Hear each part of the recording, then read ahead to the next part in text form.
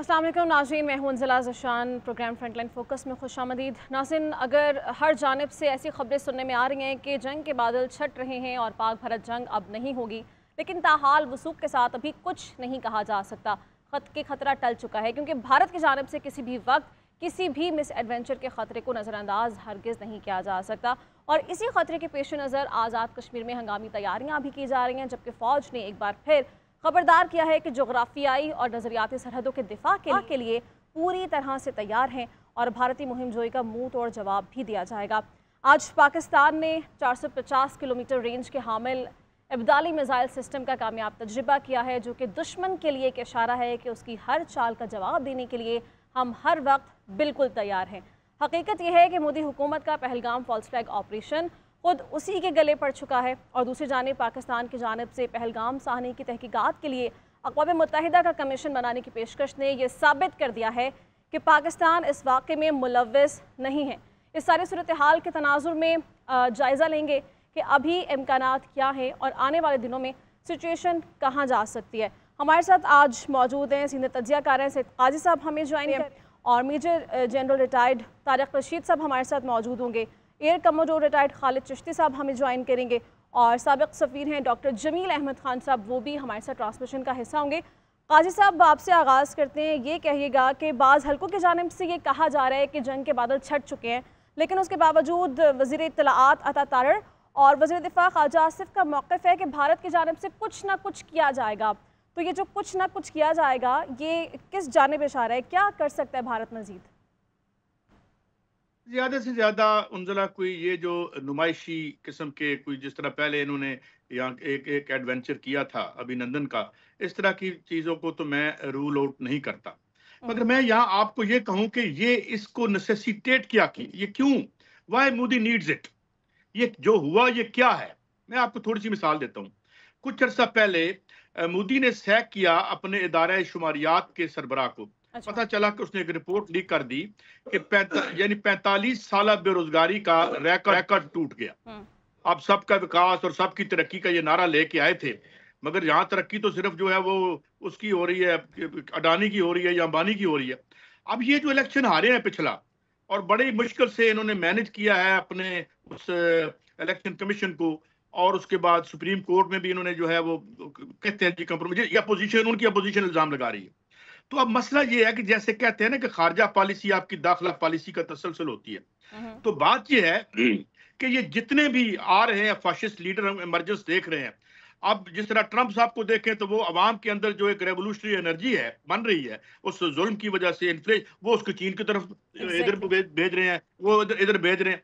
ये मोदी साहब क्या कर रहे हैं, ये भी एग्जैक्टली जो इनके अंदर का क्राइसिस है। बिकॉज इनका जो बुत तो टूट गया पिछले इलेक्शन में, ये तो 500 सीटें और 600 सीटों की पता नहीं कितनी बात कर रहे थे। अब क्या है, ही नीड्स इट।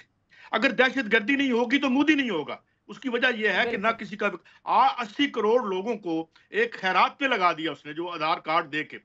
ये बेसिकली वही बात है, इंटरनल क्राइसिस को बाहर का रास्ता दे रहे हैं, और मेरे ख्याल में हमें उसका ना करे। और हाँ, रही जंग मेरा ख्याल है वो बड़े सियाने हैं, जंग नहीं करेंगे, बस ये छोटी मोटी जो ठोका ठाकी है यही करेंगे, यहाँ तक रहेंगे। जी उनजला। जी काजी साहब, major general retired Tariq Rashid साहब भी हमारे साथ है। तारिक साहब, आपसे मैं ये जानना चाहती हूँ कि मोदी का मौक़िफ़ ये है कि सरहदों पर शदीद तनाव है और वे सारे वाक़े को छोड़कर अब अपनी बिहार में जो इंतखाबी कैंपेन है उसका आगाज़ करने जा रहे हैं।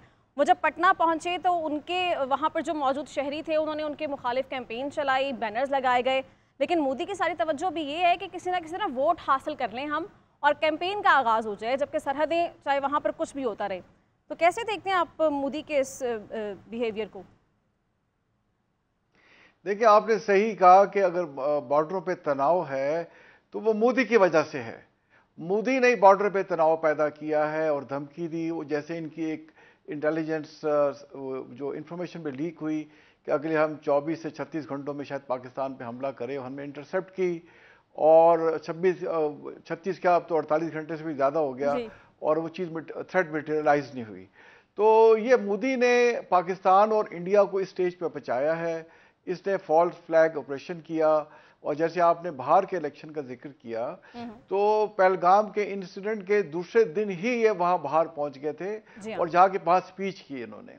जैसे आपको पता है कि बाहर की 40 सीटें हैं लोकसभा में और मोदी की हुकूमत सिर्फ 32 सीटों से कायम है। इसकी पार्टी और जो साथ कोलिशन है मिलके इनकी 272 सीटें हैं, और जबकि इतनी अब बीजेपी की अपनी 240 सीटें हैं और जो अपोजिशन है अलायंस उसकी 235 सीटें हैं। तो ये सिर्फ 30-32 सीटों का फर्क है। और अगर बाहर का इलेक्शन ये हारते हैं या बाहर के जो मौजूदा मेंबर ऑफ पार्लियामेंट हैं इनका साथ छोड़ते हैं, जो मेरा ख्याल है कब इस छोड़ने के ऊपर आए हुए हैं, क्योंकि जनता दल इनकी कोलिशन गवर्नमेंट बैठी हुई है साथ इनकी पार्लियामेंट में, अब इनसे वो सवाल कर रही है कि आज 12वां दिन है, आप सवाए इल्जामात के कुछ नहीं कर सके। भाई आपकी 15 लाख फौज है, उसमें से 9 लाख फौज तो आपने कश्मीर में लगाई हुई है, और वो 9 लाख फौज कहाँ चली गई, ये जो 26 बंदे मारे गए ये हमें दिखाएं। आप एक भी दहशतगर्द को नहीं पकड़ सके, बल्कि उसके बाद से आपने मुसलमानों पे जुल्म ढाने शुरू कर दिए, उनके घर घर तलाशी ले रहे हैं। तारिक साहब, इसी मामले पर राहत इंदौरी साहब ने बड़ी खूबसूरत बात की। उन्होंने एक शेर कहा कि सरहद पर तनाव है क्या, कि मुल्क में चुनाव है क्या। आपको लगता है कि ये जो सिचुएशन इन्होंने बनाने की कोशिश की ये सिर्फ इलेक्शंस के लिए की, और अब ये जो मतलूबा मकासद थे इनको वो मीट हो सकते हैं, हासिल हो सकते हैं, इंटरनेशनली तो ये बहुत अपनी साख खो बैठे हैं, अपने मुल्क में इनकी क्या क्रेडिबिलिटी बची है? इनकी जीरो क्रेडिबिलिटी है जी, इनकी अभी जीरो क्रेडिबिलिटी इनके अपने मुल्क में है। अब देखें इंडियन नेशनल कांग्रेस जो उनका इत्तेहाद है, जैसे मैंने आपसे कहा 235 सीटें हैं, इनकी 240 है और मिला जुला के 272 सीटों से ये हुकूमत कर रहे हैं। तो बाहर के अगर मेंबर ऑफ लोकसभा भी हट जाए तो हुकूमत गिर जाती है। और अब तो देखें इनके अपोजिशन के जो है राहुल गांधी ने ऐलान किया है कि मैं पहलगाम जा रहा हूं और मैं जाके कश्मीरों से दारे जगतेती करूंगा, क्योंकि ये इंडियन नेशनल कांग्रेस और नेशनल कॉन्फ्रेंस जो इंडियन कश्मीर की मेन पार्टी है, उन्होंने आपस में अलायंस से इलेक्शन जीता है कश्मीर का, और उसमें इंडियन नेशनल कांग्रेस ने वादा किया था कि अगर हम मिल के इलेक्शन जीत गए तो हम आर्टिकल 370 को दोबारा बहाल कर देंगे, हम जो 35A उसको भी बहाल कर देंगे। तो आई थिंक ये मौका अब आ गया है कि ये जो अपोजिशन जमाते हैं वो अपना बढ़ाओ दबाव मोदी पे बढ़ाएं। और मोदी ने जैसे अब आपको पता है कि घबराहट के आलम में जो नॉर्दर्न कमांड कमांडर को चेंज कर दिया, डिफेंस डीजी डिफेंस इंटेलिजेंस को चेंज कर दिया। अच्छा, उनके जो है एयर चीफ वो कह रहे हैं जी, उनके जहाज में एक वीडियो आई है, वो जहाज में बैठे वो कह रहे हैं मुझे इस जहाज पे कॉन्फिडेंस ही नहीं है। तो जब देखिए अगर आपने जंग करनी है और जंग से पहले आपके जो लीडर्स हैं मिलिट्री कमांडर्स वो आपके साथ ना हो तो आपने क्या जंग लड़नी है। और इसके अलावा बैरूनी महाज पे भी मोदी तनहा हो गया है। देखिए चाइना ने जो आज बयान दिया है, उन्होंने कहा है, बयान क्या दिया है, उन्होंने मशकें शुरू कर दी हैं हिमालय के पहाड़ों में, जो इनका इलाका है सियाचिन के पास गलवान की वैली में। चाइनीज ने वहां एक्सरसाइजें जैसे हम पाकिस्तान की तरफ से कर रहे हैं, चाइनीज ने वहां एक्सरसाइजें शुरू कर दी हैं। और अगर मोदी ने ये हरकत और हमाकत की तो ये पूरा हिंदुस्तान जो है वो टूट जाएगा और कश्मीर कट जाएगा, खालिस्तान आज़ाद हो जाएगा, 7 ईस्टर्न स्टेट आज़ाद हो जाएंगी और तामिल जो है इलादा सूबा बन जाएगा। और अगर ऐसा हो गया तो फिर मोदी सरकार के लिए कोई जवाब नहीं बचेगा कि ऑडियंस को ग्रैब किस तरह से करना है और आवाम को मजीद हमने गुमराही की तरफ कैसे धकेलना है। Air commodore retired Khalid Chishti साहब भी हमारे साथ मौजूद हैं। खालिद साहब ये कहेगा, अभी तारिक साहब भी जिक्र कर रहे थे फ़िज़ाइया के हवाले से, उनकी मिलिट्री के हवाले से, उसके बरक्स पाकिस्तान की जानिब से जो है वो मशक़ें भी की जा रही हैं मुसलसल, और आज रिसेंटली हमने इब्दाली मिज़ाइल का एक कामयाब तजुर्बा भी किया है। आप क्योंकि टेक्निकल मामलात पर गहरी नज़र रखते हैं, समझते हैं इन मामलात को, आप ये बताइएगा एक तो इस मिज़ाइल की कैपेबिलिटीज़ क्या हो सकती हैं और पाक फ़ौज हर तरह से हर महाज पर मुकम्मल हमें बासलाहियत और तैयार दिखाई देती है। देखिए, थैंक यू वेरी मच मुझे इनवाइट करने का। ये जो मिसाइल फायर किया गया है ये कोई हमारा लॉन्गेस्ट रेंज वाला मिसाइल नहीं है, ये सिर्फ 150-200 किलोमीटर इसकी रेंज है। लेकिन ये मोर ऑफ अ सिंबल है, बेसिकली एक मैसेज देना होता है। इससे कहीं ज्यादा रेंज के हमारे पास सरफेस टू सरफेस मिसाइल हैं। पहले तो मैं ये जवाब आपका दे दूं, ये बेसिकली अपने डिटर्मिनेशन या रिजॉल्व एक शो करने का एक मैसेज भेजा है। जहां तक आपका सवाल है कि एयरफोर्स का जो जनरल तारिक ने जिक्र किया, वो पाक फिजाइया बिल्कुल ना सिर्फ तैयार है बल्कि fully ready to shoot and kill mode में है इस वक्त। मैं पिछले 5-6 साल से अपनी डॉक्यूमेंट्रीज बनाता हूँ अपने नाम से एक चैनल की वजह से, जिसकी वजह से मुझे एक्सेस है पाक फ़िज़ाइया के एयरफोर्स बेसिस तक। मेरे लिए खुशकिस्मती थी कि मेरे इस ट्रैक रिकॉर्ड की वजह से प्रेजेंट जो लीडरशिप है, जो प्रेजेंट एयर चीफ है, उन्होंने स्पेशल परमिशन दी थी to go to the air force base, जो हमारा सबसे फ्रंट लाइन बेस है, जहाँ पे J-10C जहाज मौजूद हैं, जहाँ पे JF-17 ब्लॉक 3 मौजूद है। मैंने पूरा दिन इन पायलट्स के साथ गुजारा, क्योंकि मैंने उनका वीडियो इंटरव्यू रिकॉर्ड करना था उस चैनल के लिए अपने। तो मैंने उनका इंटरव्यू किया पूरा दिन, और जाहिर है इनफॉर्मली भी पूरा दिन गुजारा मैंने। तो उनके साथ मेरी बहुत लंबी बातें हुई, और जाहिर है being a fighter pilot my self, मैं इजीली कनेक्ट कर पा रहा था और रिलेट कर पा रहा था कि जब मैंने 35 साल जो एयरफोर्स में सर्व किया और आज के जो फाइटर पायलट्स हैं किस स्टेट ऑफ रेडीनेस में हैं और किस माइंडसेट के साथ है। हालांकि ये मुलाकात मेरी इस एस्केलेशन से कुछ हफ्ते पहले हुई, तो मैं आपको ये अश्योर करा रहा हूँ और कॉन्फिडेंस देने के लिए रिपोर्ट कर रहा हूँ आपको कि अल्हम्दुलिल्लाह जो हमारे नौजवान पायलट हैं, और जो हमने जो गैप प्लग किया है राफेल के साथ J-10C खरीद कर, और थोड़ा सा मैं टेक्निकल बातों में जाए बगैर मैं आपसे करता चलूं, मैं रिफ्रेश कर देता हूं आपके नाजरीन को कि 2019 में जब अभिनंदन का वाकया हुआ था, तो हिंदुस्तानी गवर्नमेंट और प्राइम मिनिस्टर ने खास तौर पर, इंडियन प्राइम मिनिस्टर ने कहा था कि अगर हमारे पास राफेल होते तो ये ना होता। तो राफेल ले लिए गए, उनकी ख्वाहिश पूरी हो गई। लेकिन इससे पहले कि वो एडवांटेज हासिल करते, इस रीजन में इम्बैलेंस क्रिएट करते हमारे खिलाफ, पाक फ़िज़ाइया की क़यादत ने फौरी तौर पर इस गैप को प्लग करने का सोचा, और मार्च 2022 तक हमारे J-10C ऑलमोस्ट उसी वक्त ही हमारी एयरफोर्स में भी डक्ट हो गए थे। और फर्क दोनों में मैं आपको सिंपल अंडरस्टैंडिंग के लिए अर्ज करता चलूं, वो ये है कि राफेल का क्या उनको क्यों याद आया था नरेंद्र मोदी को कि राफेल होते। बुनियादी तौर पर वो लॉन्ग रेंज मिसाइल कैरी करते हैं बियॉन्ड विजुअल रेंज, यानी पायलट की आंखों से देख के बगैर पायलट मिसाइल फायर करेगा, अपने रेडार पर देखेगा दुश्मन को और रेडार पर ही मिसाइल फायर कर देगा उसके जरिए, और 150 किलोमीटर तक वो मेटियोर उनका मिसाइल है जो राफेल पे लगा हुआ, वो दुश्मन की तैयारी को मार गिरा सकता है। पाक फ़िज़ाइया ने जब J-10C खरीदे तो हमने state of the art missile साथ खरीदा जो PL-15 कहलाता है। और आपको सुनकर खुशी होगी कि वो 200 किलोमीटर प्लस की रेंज है उसकी। और फिर पाक फ़िज़ाइया की क़यादत ने और लीडरशिप ने यही नहीं छोड़ा सारा कुछ, हमने सोचा कि ये तो चंद जहाज हैं, उनके लिए PL-15 फायर करने की बजाय हमने JF-17 थंडर ब्लॉक 3, जो हम जहाज खुद बनाते हैं और अपग्रेडेड वर्जन ब्लॉक 3 है, उसको भी मॉडिफाई ना सिर्फ रेडार वो वाला लगा लिया, बल्कि वही PL-15 इस जहाज पर भी लगा लिया।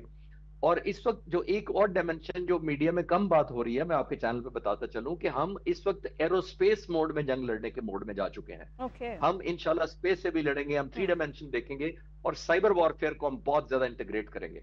और मैं आपके कॉन्फिडेंस के लिए हाजिरी की मैं फर्स्ट हैंड आपको आज की इंफॉर्मेशन दे सकता हूं कि जो राफेल गए हैं वो टेस्ट करने नहीं आए थे, वो प्रॉपर एक स्ट्राइक प्लान था उनका। वो ऑलमोस्ट सुपरसोनिक 0.9 का 5 मार्क पर उड़ रहे थे, जो कि 1 मार्क जो है वो एक सुपरसोनिक स्पीड हो जाती है, उस पर उड़ रहे थे।